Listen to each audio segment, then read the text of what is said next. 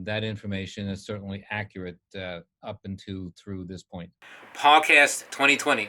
Today we're going to look at what it means for your dog and or kitty cat to be coughing or having respiratory distress. So, respiratory disease, respiratory problems. This information, which is actually a lot of information, we're going to just have an introduction to it right now. This information that is really stimulated by lots of questions about what does this corona look like if it gets into your dog or cat? Well, it doesn't really appear to have any problems in their dogs or our cats, but in people, it's this huge respiratory thing. So people at shelter in place, people sitting at home with Fido at their feet, and Fluffy, their kitty, sitting on their laptop or on their lap, sneezes, coughs, does something weird. We're getting a large volume of telephone calls. What's going on? Am I worried? What's happening?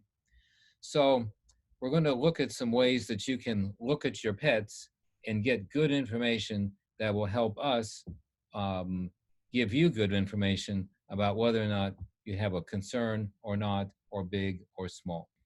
So what to look for when your pet breathes. The first thing that you want to observe is that your pet is breathing. Now that sounds silly, of course, but when Fido is sitting at your lap or at your feet underneath your desk, like mine are usually doing, 100-pound Bernese Mountain Dogs don't easily fit in your lap.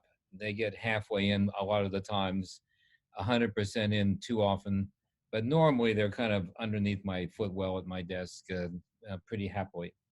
So we're not really aware of their breathing and their respirations any more than we really are aware of our breathing and our respirations. I mean, I'm sitting here talking to you, and I, of course, have been breathing because my autonomic nervous system that God put in there, thank goodness, keeps on going, whether or not I'm paying much attention to it or not. Saying it more accurately, it keeps on going for sure because it doesn't expect me to be paying attention to it. Because when I start paying attention to it, because I'm talking too fast, I need a deep breath. So I take a deep breath. Now that deep breath was in. The inspiratory effort that our pets make and you and I make on breathing in is called inspiration. And what normally happens is the chest expands, kind of the shoulder blades will go back, and many times the head will kind of come up. If you reverse this to, can I get in the camera here? What was it? So if I'm a quadruped like this, and I take a deep breath in, sometimes my head will come, but my chest will come out. So what you want to watch for is how much moving your kids are doing when they make that inspiratory effort. So the first thing you'll probably see or watch for is the in. And as soon as you see the in, the next thing you want to do is watch the out. And the out is the reverse of in, of course. So the scapular area and the chest relaxes and will kind of go in, and the head may kind of relax. Normal breathing in the canine and feline doesn't really have a lot of head motion. So when you're looking at your normal patient, they're going to be kind of sitting there and not really moving a whole bunch. And that's kind of what you want. Because if the patient wasn't coughing or wasn't doing anything, you're not paying any attention to it. But let's say we get a bunch of sneezes, or let's say you start getting some coughing, and then you're going to look. So the first two things you're going to look for is this in and out.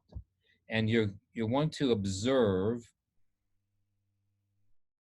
how rapidly that changes. Is the in really shallow and short, or is it big and long?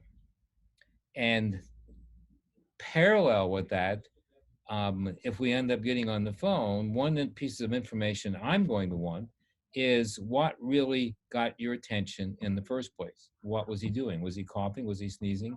Was his respirations perhaps loud or not?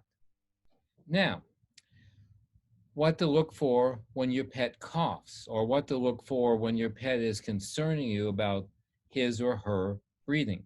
This is very, very true for both kitties and doggies. What are you hearing? What are you hearing with your ears? Is that what aroused you in the first place? Or was it the motion that was vibrating on your feet? Well, in the case of coughing or respiratory changes, you want to know what the sound is, or if there's any sound at all, because the sound or the breathing can be noisy or quiet. When the dog coughs, was there a sound associated with it? You can have wheezing, you can have crackling, you can have stridor, you can have sturdor, you can have very soft inspiratory or expiratory sounds. The trick, which is not going to happen instantly, but Kitty is sitting on your computer on your lap and Fido's sitting at your feet, you have plenty of time to figure this out. The trick is to figure out if the noise happens when you're breathing out or in, whether it's expiratory or inspiratory, and if the noise is occurring, which one or the occasionally occur with both. But does it occur with either both inspiration or expiration or together? Okay, folks, I've got a free gift for you.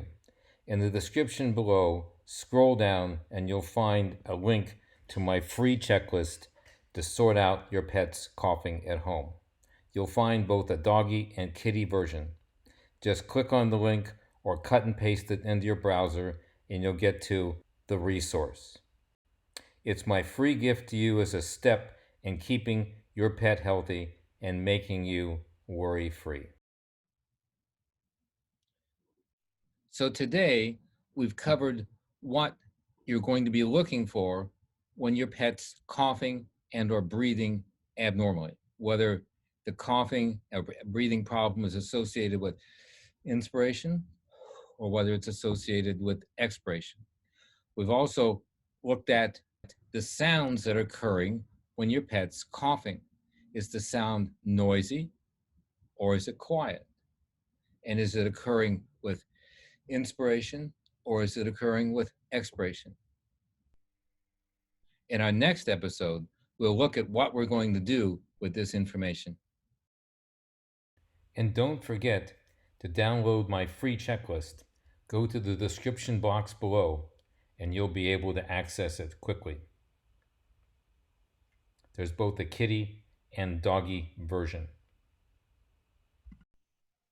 Thank you. Thank you very, very much. I appreciate all your feedback very, very much. So with that, it's me, Dr. B, signing off. Have a great and healthy puppy and kitty day. Thank you. So until next time, check out these popular videos on pet care. Please know I really appreciate your support. If you want to help, use the share link below and share this video with your friends so you can help them help their pets also. Don't forget the free checklist on coughing. It's in the resource box below. Be safe.